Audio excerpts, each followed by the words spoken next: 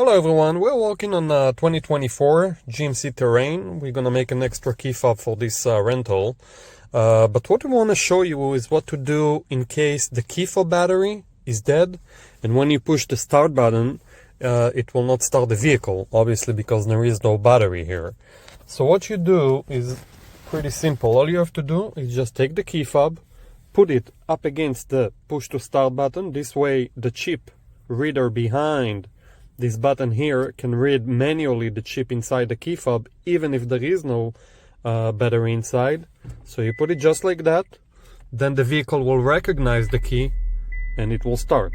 Okay, so just in case you're on the road and the battery died and you don't know what to do, use the emergency key in the key fob to unlock the door. Okay, and then just take the key fob close to the push to start, you press, and the car will start. Let us know if you have any questions. Thanks for watching.